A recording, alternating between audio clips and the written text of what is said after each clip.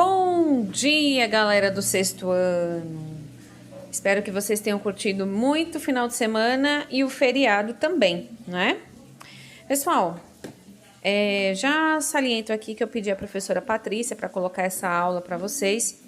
Eu precisei me ausentar, mas a aula vai ser dada e as atividades podem ser enviadas no meu privado, tá?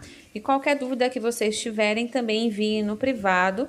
Eu não vou responder no tempo real, tá? Eu vou responder posteriormente, mas eu respondo, tá certo? Então, vamos lá. Na aula passada, eu fiz aí uma revisão com vocês do que nós vimos, né? As cerâmicas gregas, o período arcaico. Nós vimos aí que no período arcaico a produção de esculturas foi o grande destaque, mas eram esculturas retas, eram esculturas sem muitos detalhes, digamos assim, né? Que tinha a coré, a feminina, e o couros, o masculino, certinho?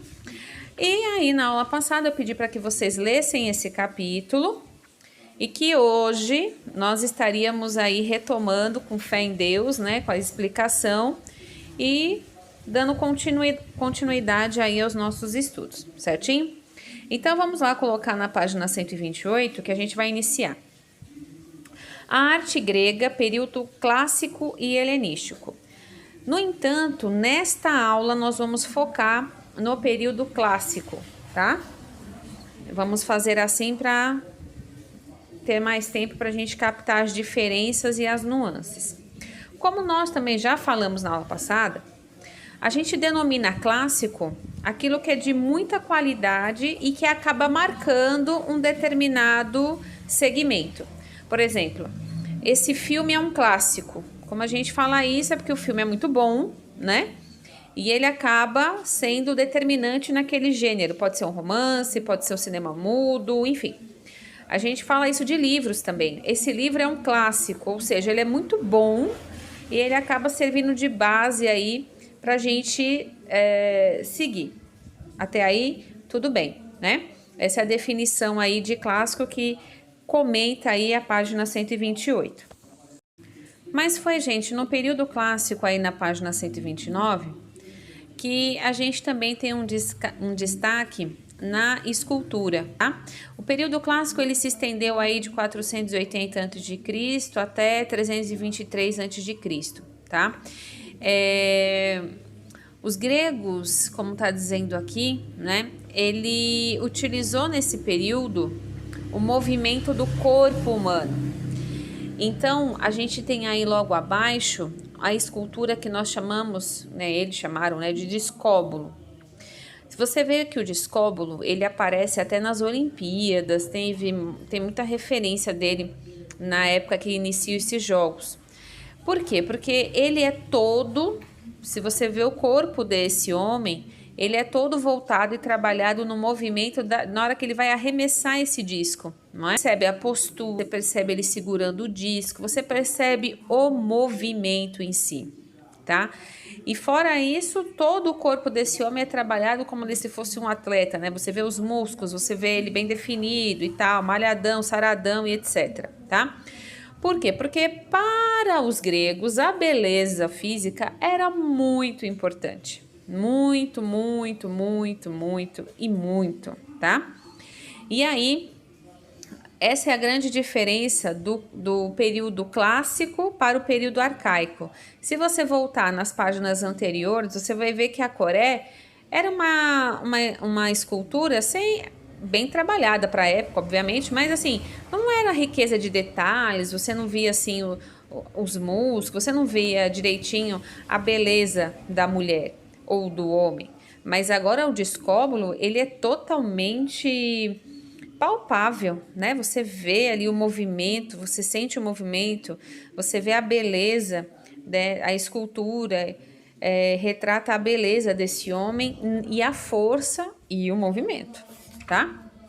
E, como eu falei para vocês na aula passada, eu dei o tempo para vocês lerem. Essa aula eu vou explicar, eu não vou perder tempo lendo, tá? Eu vou frisar os pontos mais importantes, certo?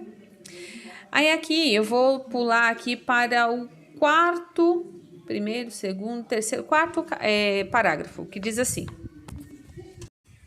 Vamos lá, ó. O discóbolo é um atleta arremessador de discos, modalidade esportiva das Olimpíadas. Essa peça, produzida originalmente em bronze pelo escultor grego Miron, por volta de 450 a.C., é considerado o primeiro modelo de escultura característico do período clássico da arte grega, porque trouxe o dinamismo para a escultura, ou seja, a ideia de movimento humano, tá? Essa peça ela foi construída pelo Miron, tá?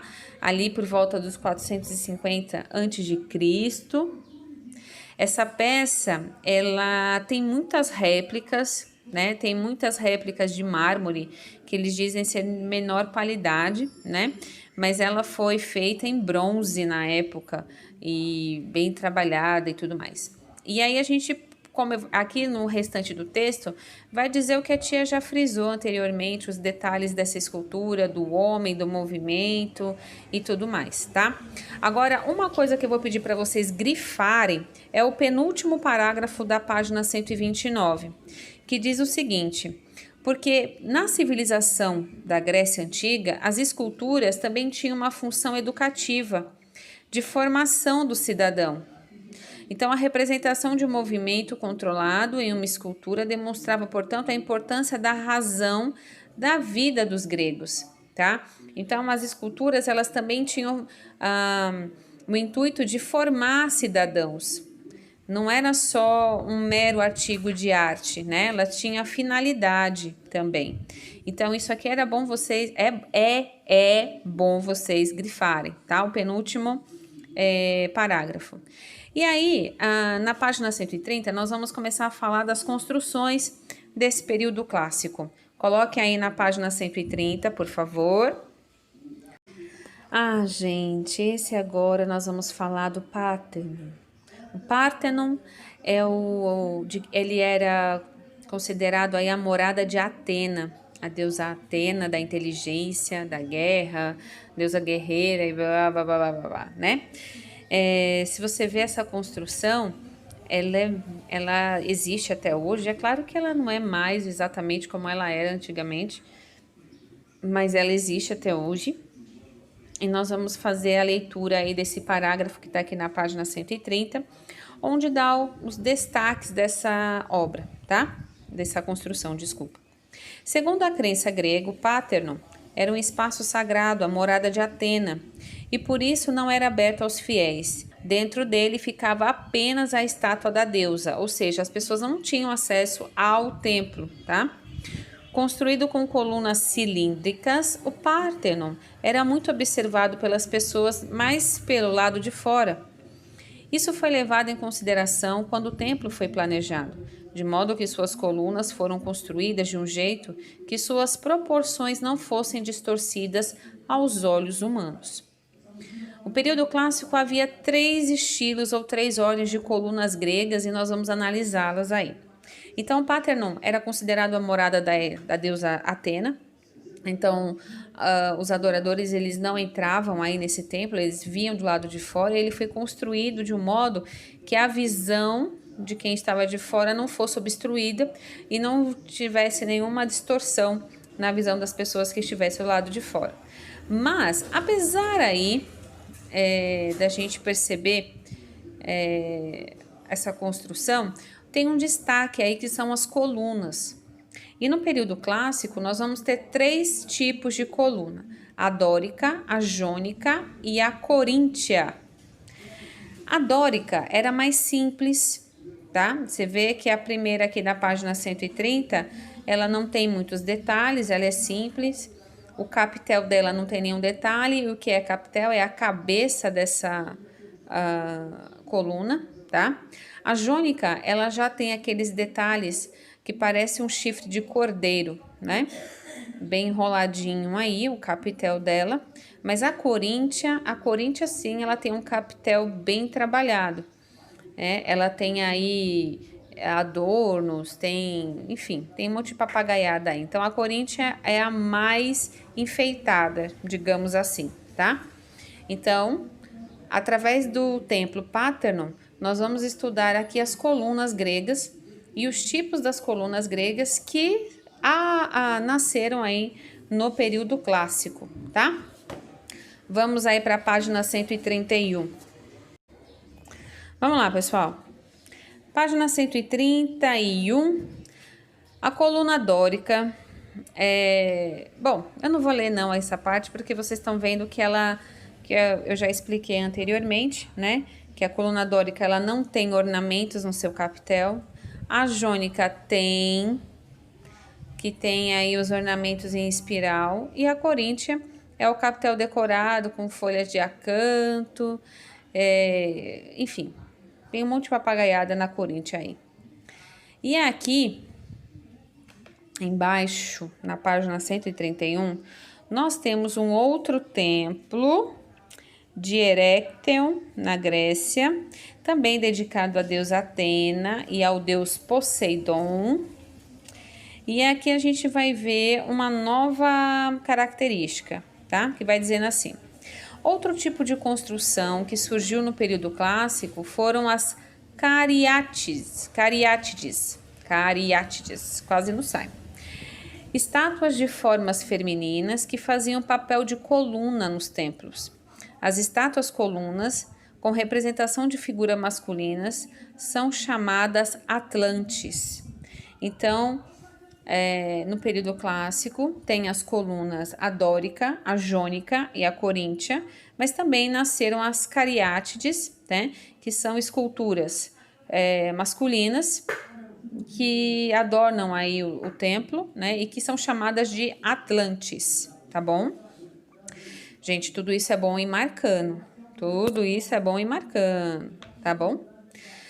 E depois, embaixo aí desse templo da deusa Atena e do Poseidon, nós vamos ter aí enfatizando uma nova técnica que também surgiu de cerâmica, que é a técnica do fundo branco, que é o que vocês estão vendo aí, né? Era a cerâmica com fundo branco, bem diferente daquelas que nós estudamos anteriormente, né? E aí, nós iremos para a página 132. Bom, gente, aí aqui na página 132 vai finalizar aí com um jogo rápido que vocês vão fazer, né? Mas também ele faz aí um adendo novamente ao corpo das estátuas, ao corpo das esculturas, né? Que eram feitas com o padrão de beleza, segundo o padrão de beleza grego, né? No período clássico, o movimento foi levado bem em conta, mas a beleza também desse ser humano também foi colocada em xeque, né? E daí também a gente pode discutir alguns padrões de beleza que se estabelecem no nosso momento, no nosso ocidente até hoje, né? Então, vamos às atividades, certo, galerinha? Hoje nós falamos aí do período clássico, que basicamente consiste na explicação para vocês do que é realmente um clássico, né, que eu já falei para vocês, e abre aí com as esculturas bem diferentes do período arcaico. As esculturas do período clássico, elas são mais detalhadas, elas visam muito mais a beleza e o movimento, como nós já vimos lá com o Discóbulo, certo? E aí, depois nós vimos aqui a questão das colunas gregas, certo? A dórica, a jônica e a coríntia, certo? Vimos também a cariátides, que é uma coluna com corpo de ser humano, né? Mais na figura masculina, que são chamadas de atlantes. E vimos também a técnica de fundo branco da cerâmica, que eles pintavam a cerâmica e deixavam aí o fundo branco, destacando aí o desenho de uma forma bem suave, não é? Certinho? Tudo isso aí nós já vimos e conversamos aqui, né?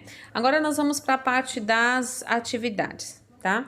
A primeira atividade é o seguinte: eu quero que vocês representem através de um desenho. Presta atenção, para depois não ficar com dúvida, certo? Vocês vão retratar hoje, vão fazer aí um desenho de uma escultura que represente O que nós temos por belo hoje e o nosso movimento, tá? Quais são os movimentos que hoje a gente prioriza? Que a gente sempre vê em alta por aí. Cada um vai ter o seu, né? Porque são realidades diferentes, cada um gosta de uma coisa diferente. Então, vocês vão fazer aí um descóbulo do século 21. Que movimento ele vai ter, que perfeição que ele vai ter, certo?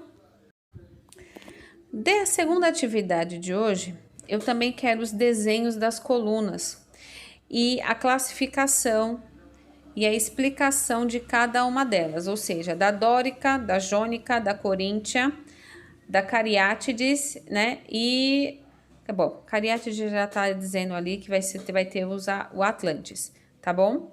Então, hoje, basicamente, a atividade vai ser bem sossegada, vai envolver só os desenhos mesmo, tá bom?